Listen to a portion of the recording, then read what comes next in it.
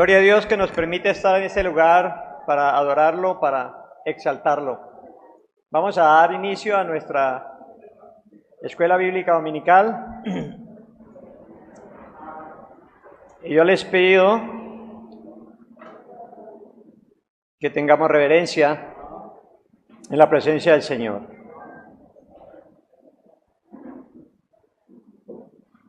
Vamos a orar para que sea el Señor dirigiéndonos, orientándonos, dándonos luz, dándonos entendimiento. Amén. Oremos. Amado Dios y Padre, te alabamos en este día, te damos gracias por tus misericordias, por tu amor eterno, Señor. Gracias por cuidarnos, por protegernos y por el privilegio de habernos hecho parte de tu familia, por poder estar en este lugar, poderte glorificar, poderte exaltar, Señor. Permite, Dios, que esta enseñanza que voy a compartir, Señor, sea grabada en nuestras mentes, en nuestro corazón, que nos edifique espiritualmente, Señor, y permíteme a mí hablar con denuedo y conforme a la verdad de tu palabra. Quedamos en tus manos, Señor, guíanos, instrúyenos, oriéntanos. Te lo pedimos en el nombre de Cristo Jesús. Amén. Hay un texto en Pedro que lo voy a nombrar y tiene mucho que ver con la enseñanza de hoy, porque hoy vamos a hacer una especie de apologética. ¿Saben qué es apologética? Es la defensa de la fe, ¿no? Dice Pedro, mas también si alguna cosa padecéis por causa de la justicia, bienaventurados sois. Por tanto, no os amedrentéis por temor de ellos, ni os conturbéis, sino santificad a Dios el Señor en vuestros corazones, y estad siempre preparados para presentar defensa con mansedumbre y reverencia ante todo el que os demande razón de la esperanza que hay en vosotros. Pablo nos dice que debemos de estar preparados para presentar defensa con mansedumbre y reverencia ante todo el que nos pida una explicación de lo que nosotros creemos y por qué lo creemos. Amén. Entonces, el tema de hoy es una defensa de la fe. Vamos a tratar sobre lo que hemos hablado durante varios domingos de manera consecutiva desde este mismo lugar.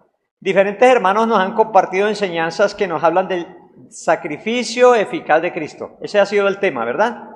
Siendo para algunos algo aparentemente repetitivo y de nunca acabar, pero no ha sido así. Si observamos detenidamente las enseñanzas, esta doctrina se ha dividido presentándose en varios subtemas, donde se ha hablado del mismo asunto, pero desde perspectivas diferentes. Hoy, por la gracia de Dios, me ha correspondido dar continuidad a la misma enseñanza, y aprovecho para invitarlos me acompañen al análisis de los textos bíblicos que luego citaré.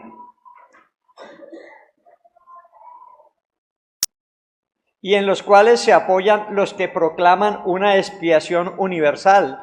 Y vamos a demostrar con argumentos hermenéuticos que yerran los que aseveran que Cristo murió por los pecados de todos los hombres. ¿Sí? Vamos a mostrar el error que ellos cometen al decir que Cristo murió por los pecados de todos los hombres. Es mi objetivo en esta clase motivarlos a que nos afiancemos en la fe dada una vez a los santos, como también incitarlos a cumplir con la ordenanza del apóstol Pedro, quien nos llama a estar preparados para presentar defensa con mansedumbre y reverencia ante todo aquel que nos demande la razón de la esperanza que hay en nosotros. Para desarrollar lo anterior, voy a dividir el estudio en tres partes. Primero vamos a identificar a los opositores de la doctrina. ¿Quiénes son? Luego aclararemos preguntas que espero ustedes me ayuden a responder y culminaré con una reflexión sobre el evangelismo y una aplicación final. Primero, ¿quiénes son los que se oponen a la doctrina del sacrificio eficaz de Cristo? Llamada también expiación limitada o redención particular. ¿Quiénes se oponen? Los llamados universalistas. ¿Y quiénes son esos? ¿Qué es el universalismo? Vamos a dar una definición. El universalismo o salvación universal es la creencia de que cada persona irá al cielo cuando muera. Otra forma en que la gente expresa esta idea a menudo es: todos los caminos conducen al cielo. Esta creencia se basa en el principio de que Dios es todo amor y por lo tanto no enviaría a nadie al infierno. El universalismo parece agradable porque le quita toda la responsabilidad por el pecado al individuo e incluso llega a decir que el infierno no existe. El problema de este sistema de creencias es que va en contra de lo que enseñan las Escrituras. Estos versículos son verdaderos, los que ellos usan, ¿no? Pero tomados de forma aislada o fuera de contexto, no dan una descripción precisa del mensaje del Evangelio. El universalismo escoge versículos sobre los cuales formar su doctrina y omite otras partes esenciales del Evangelio que están claramente expuestos en la Biblia y que fueron enseñadas por el Señor Jesús. Los universalistas apoyan sus creencias con versículos bíblicos que describen la muerte de Cristo como expiación por todas las personas. También ellos omiten las partes de las Escrituras que enseñan que aquellos que rechazan a Cristo enfrentarán el castigo eterno. La siguiente pregunta nos dará mayor claridad sobre el universalismo. A ver, ¿cuáles preguntas? ¿Por quién fue que murió Cristo? ¿Por los pecados de quién? ¿A quién reconcilió Cristo con Dios? ¿A quién sustituyó Cristo? ¿Cuál fue su intención, su propósito al morir? ¿Salvarlos a todos o solo a los que Dios eligió? Eso ya lo hemos estudiado, ¿verdad? Durante mucho tiempo los cristianos ortodoxos han respondido a esas preguntas de dos formas diferentes. El arminianismo dice que Cristo murió por todos, mientras que el calvinismo dice que Cristo murió solo por el creyente, y eso está respaldado por lo que dice la Santa Palabra. Nosotros que somos parte de la Iglesia Reformada, creemos en el sacrificio eficaz de Cristo, o lo que también se llama redención o expiación limitada o particular, que Cristo murió solamente por los elegidos. El arminianismo dice lo contrario, que Cristo murió por todo el mundo, incluyendo a Esaú, incluyendo a Judas. Dicen que Cristo pagó por los pecados aún de los réprobos, aquellos que conscientemente rechazan a Jesús, aquellos que van al infierno. Hacen una distinción en lo que Cristo hizo, morir por todos, y lo que Cristo consiguió, que no todos se salvan. Esa es la diferencia. Vamos a desarrollar unas preguntas a continuación. Yo quiero invitarla a la primera carta de Juan, capítulo 2, y que nos quedemos allí. Yo voy a enumerar otros versículos. Yo espero que no los busquen porque hay bastante temita aquí y quiero andar rápido. Entonces, vamos a aprovechar que se me queden en primera de Juan 2:2. Luego les diré cuando pasemos a otra cita. En primera de Juan 2:2 dice: y Él es la propiciación por nuestros pecados. Y no solamente por los nuestros, sino también ¿por quién? Por los de todo el mundo. Y allí se agarran aquellos universalistas para decir, ¿sí ve?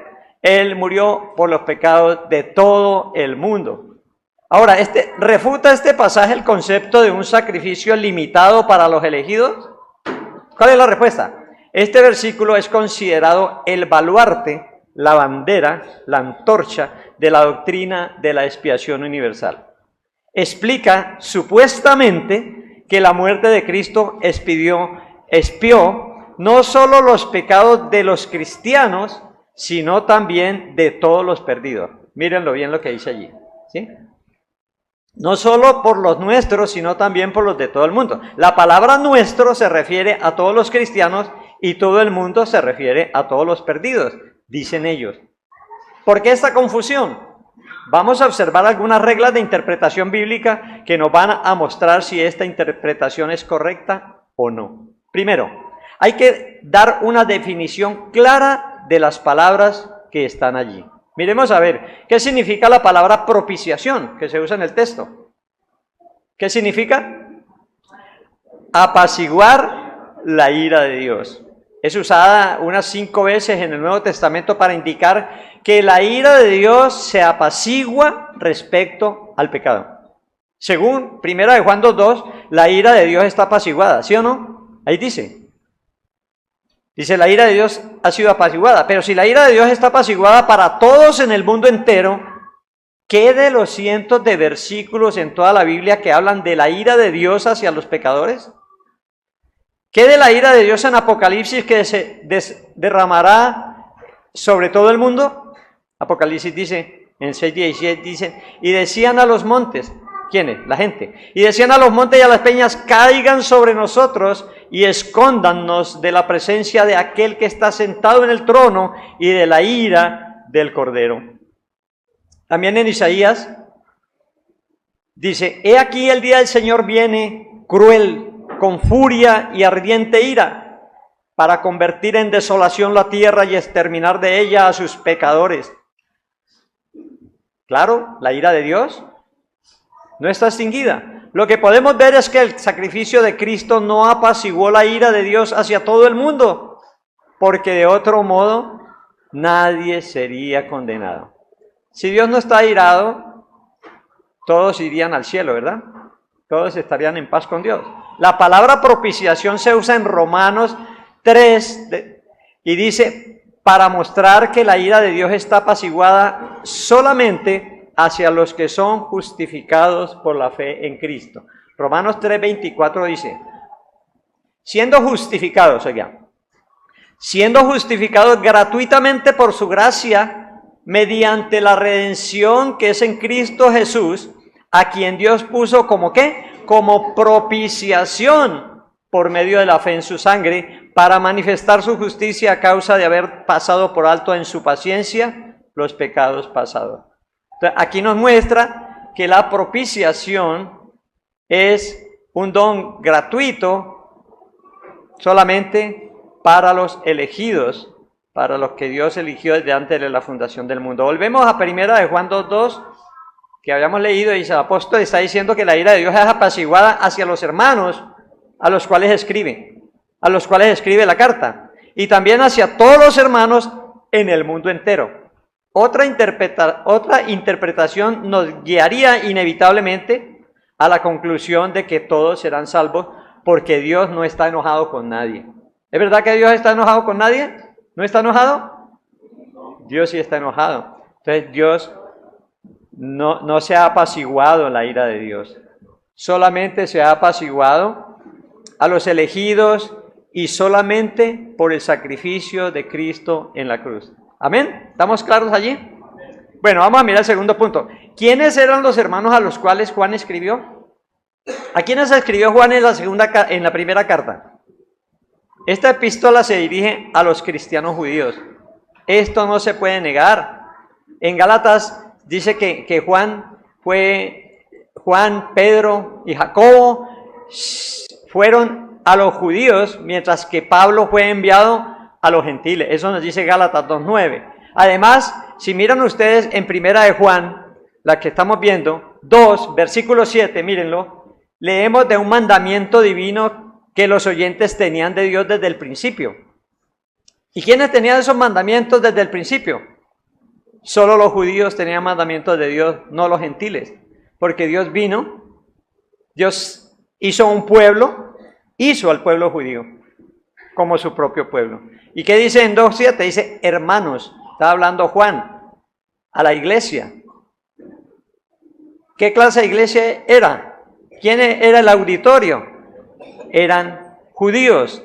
Y les dice, hermanos, no os escribo mandamiento nuevo. O sea, ellos ya conocían, sino el mandamiento antiguo que habéis tenido desde el principio. Este mandamiento antiguo es la palabra que habéis oído desde el principio. Esto nos prueba que los destinatarios eran judíos. Más adelante en la misma epístola, miren el capítulo 4, versículo 10, encontraremos la palabra propiciación. Y allí se nos enseña en forma clara la relación inseparable entre el amor de Dios y la expiación de Cristo, porque dice que Dios, ¿qué dice? Que nos amó a nosotros y envió a su Hijo, ¿cómo? Como propiciación por nuestros pecados, ¿ya?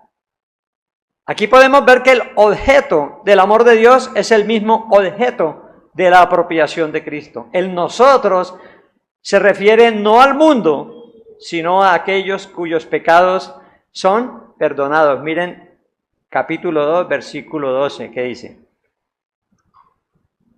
Ese nosotros se refiere no al mundo, sino a aquellos cuyos pecados son perdonados. ¿Sí dice en el 2.12? En el 2.13, ¿qué dice? Que han vencido al maligno. Y en el 3, capítulo 3, versículo 1 y 2 dice que son hijos de Dios. ¿Ya? Entonces la propiciación es para esos que han sido perdonados, que han vencido al maligno y que son hijos de Dios. La propiciación no es para todo el mundo, como nos quieren hacer creer los universalistas. En otras palabras, Cristo murió solo por los hijos de Dios, aquellos a quienes Dios amó con amor especial.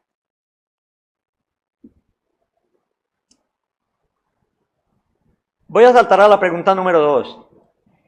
¿Existen textos que usan la palabra todos refiriéndose al sacrificio de Cristo?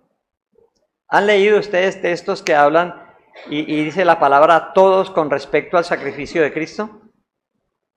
Primera de Timoteo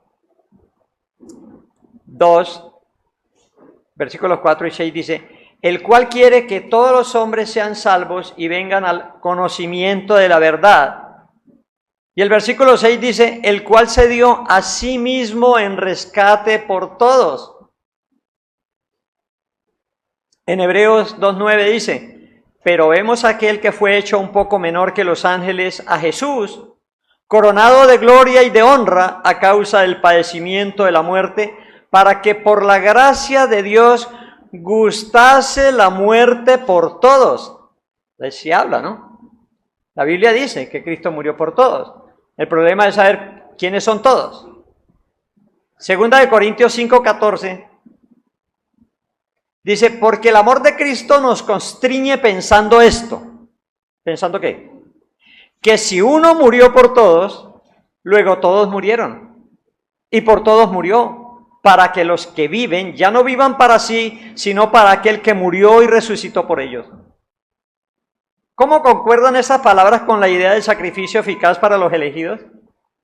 ¿Cuál es la respuesta a esta objeción?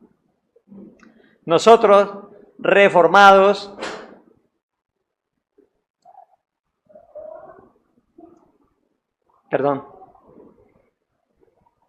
nunca hemos negado la suficiencia teórica de la cruz del Calvario para salvar a toda la humanidad. O sea, Cristo pudo, la sangre de Cristo era más que suficiente para salvar a toda la humanidad. Lo único que hemos negado es que esa fuera la intención de Dios. No era la intención de Dios de salvar a toda la humanidad. Algunos. ¿Solamente quiénes? Los elegidos. Sin embargo, es fácil mostrar que la frase todos y todos los hombres en el texto que acabamos de leer o que acabo de leer no significa toda la humanidad sin excepción. La palabra todos los hombres en este caso quiere decir todos sin distinción de clase o raza y no todos sin excepción de persona. El contexto y un estudio de esta frase a través de la Biblia lo confirma. La frase todos los hombres aparece cientos de veces en la Biblia. En menos del 10% de los casos puede decir todo ser humano que ha existido. ¿Sí? Solamente el 10% o menos quiere decir todo ser humano que ha existido. Normalmente quiere decir toda clase de gente. En Tito 2:12 dice, porque la gracia de Dios se ha manifestado para salvación a todos los hombres. La gracia de Dios se ha manifestado a todos los hombres. Preguntémonos si al momento en que Pablo escribió esto, la gracia de Dios había sido manifestada a todos los hombres. ¿Había sido manifestada la gracia de Dios a todos los hombres? ¿A los musulmanes? ¿A los tibetanos? ¿A los japoneses? ¿Estaba Pablo exagerando? No. Simplemente decía que el Evangelio es universal, que trasciende los límites de la cultura y de la raza. Dios tiene elegidos entre las naciones también, no solamente entre los judíos. Acuérdense que la carta es escrita a los judíos y ellos querían que solamente ellos tenían derecho a la salvación.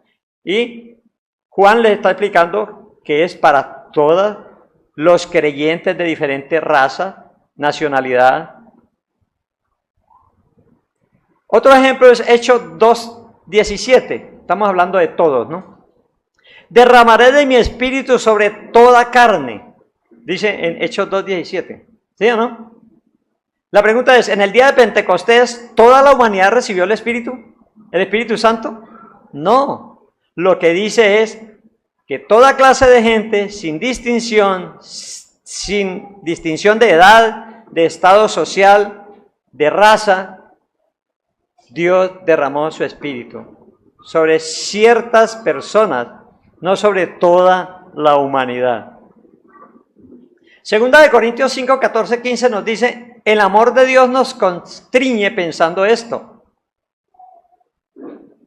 que si uno murió por todos, luego todos murieron y por todos murió, para los que viven ya no vivan para sí, sino para aquel que vivió y resucitó por ellos.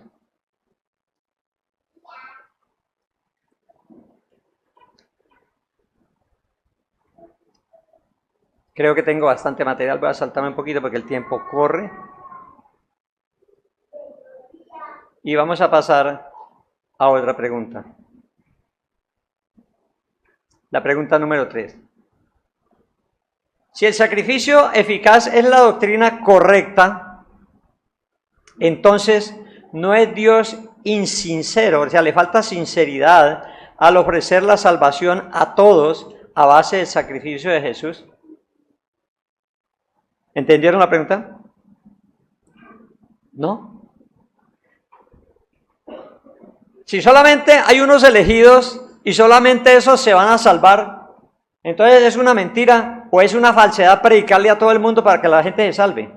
Eso es lo que está diciendo. Si el sacrificio eficaz es la doctrina correcta, o sea que solamente los elegidos se salvan, entonces no es Dios insincero, o sea, como engañador, al ofrecer la salvación a todos a base del sacrificio de Jesús. ¿Para qué predicarle a todos si todos no se van a salvar? ¿Cómo la ven?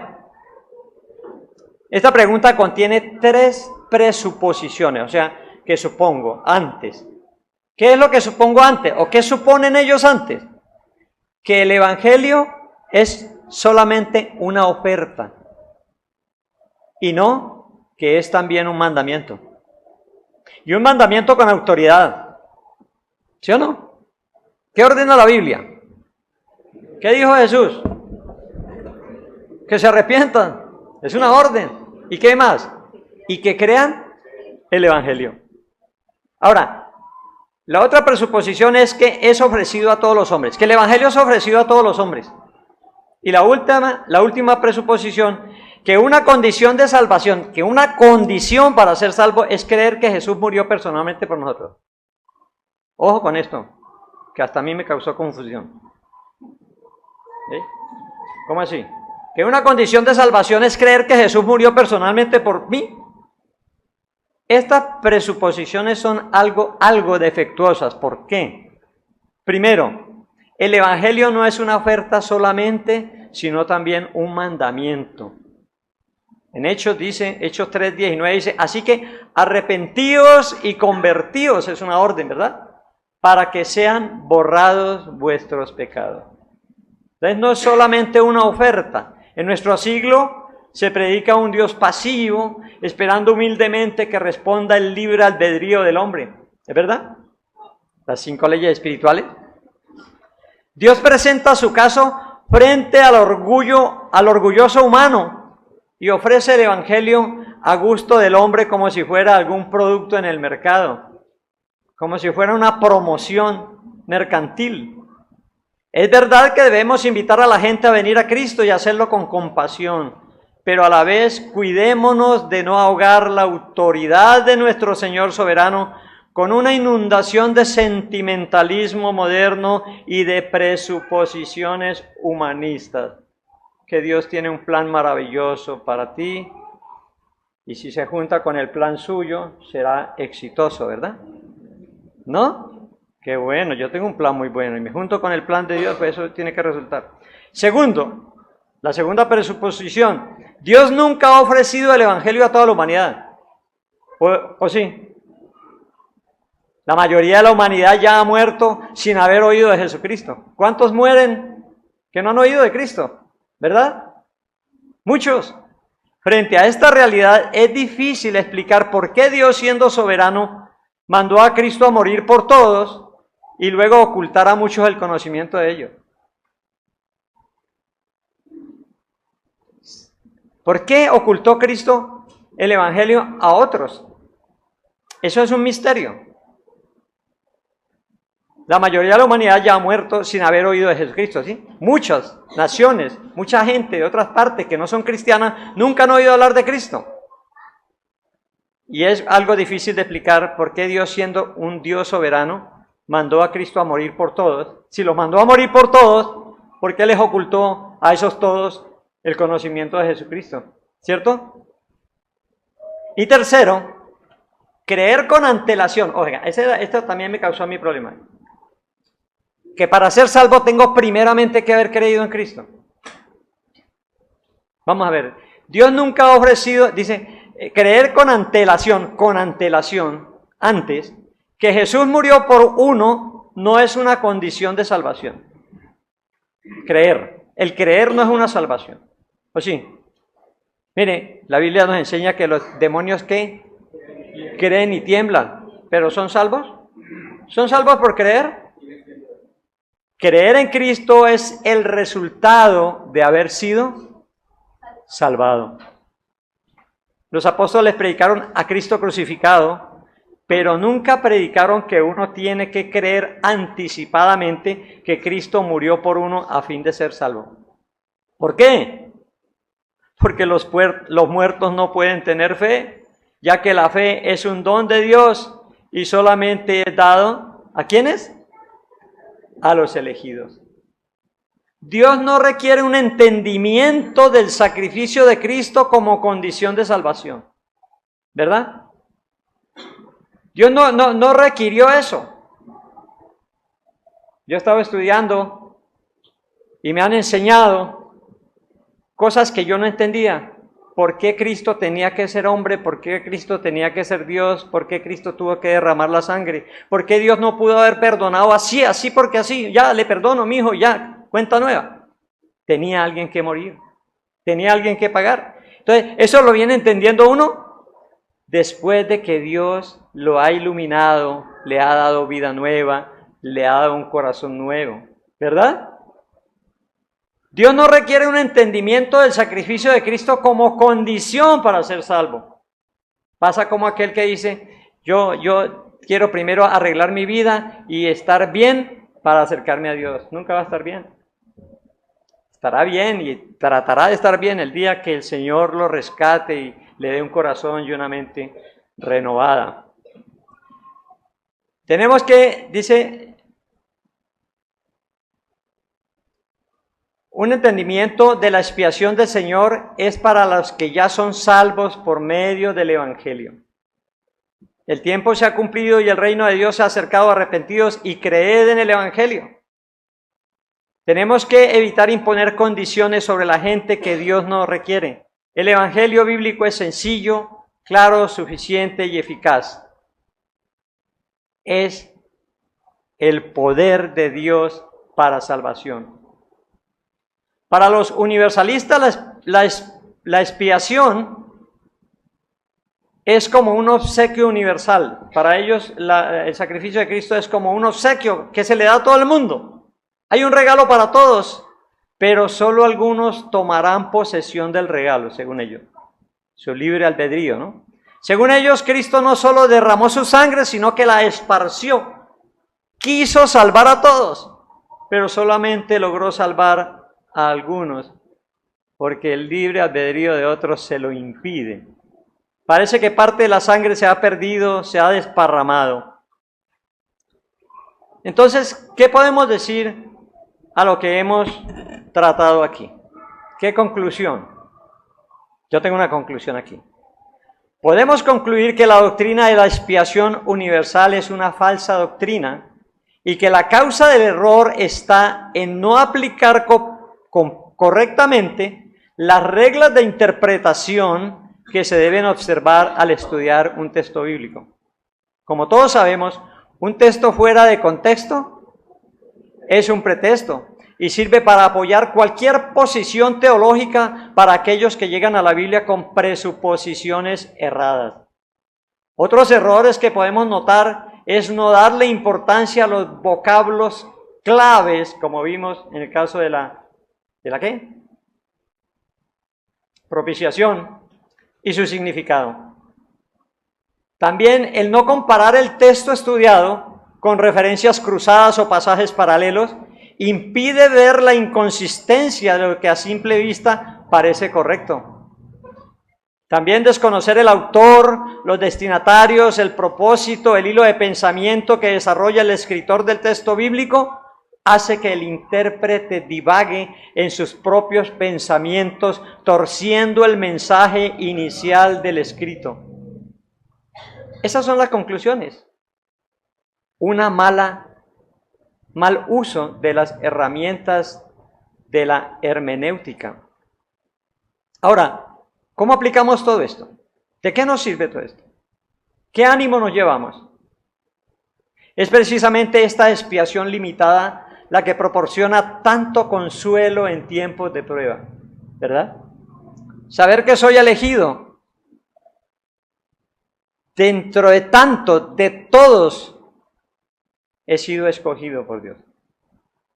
Porque Pablo arguye que si Dios dio lo más grande del mundo por su pueblo, es decir, si Dios sacrificó a su Hijo Jesús por nosotros los creyentes, entonces Dios dará también todo lo que sea para nuestro bien. ¿Sí? Dios quiere un bien mejor. En los momentos de prueba y dificultad, Dios escoge lo que menos nos duela y lo que sirva para nuestro propio crecimiento espiritual. Dios quiere perfeccionarnos y Dios nos ha amado y Dios nos coloca pruebas y pasamos, son necesarias porque forman nuestro carácter, pero Dios quiere nuestro bien. La Biblia dice que a nosotros los hijos de Dios todas las cosas nos ayudan para bien. Así pues, no tenemos por qué preocuparnos. Los que tenemos poca fe no tenemos por qué preocuparnos. Los que temen tanto el mañana. Recordemos que si Dios sacrificó a Cristo por nosotros, entonces todas las demás cosas que son buenas para Él son pequeñeces y Dios nos las dará. ¿Qué dice Dios? Que debemos buscar ¿qué? Primeramente, el reino de Dios y su justicia. Y las demás cosas serán añadidas. Entonces, debemos dar gracias a Dios Padre, no solamente por su amor eterno de la elección, sino también por el Hijo que murió exclusivamente por nosotros. No murió por todo el mundo. Amén. Oremos. Amado Dios, te alabamos, te damos gracias por tu amor, por tu misericordia, por habernos amado con amor eterno, habernos elegido, Señor, habernos llamado, habernos salvado, Señor, habernos santificado y ya, Señor, habernos glorificado con Cristo. Gracias porque somos parte de tu familia. Estamos seguros en ti, Señor. Nada ni nadie nos puede separar de tu amor. Somos un pueblo exclusivo, un pueblo especial, comprado a precio de sangre. Y aquí estamos, Señor, como tu pueblo, en un solo sentir, en una sola fe, en una misma esperanza, Señor, esperando tu regreso, esperando la culminación de nuestra salvación para pasar eternamente a estar delante de tu presencia. Señor, gracias por ese amor inagotable, gracias por tu paciencia con nosotros, por tu fidelidad a pesar de nuestra infidelidad. Gracias por amarnos, Señor. Muchas gracias, Señor, te damos en el nombre de Cristo Jesús. Amén y amén.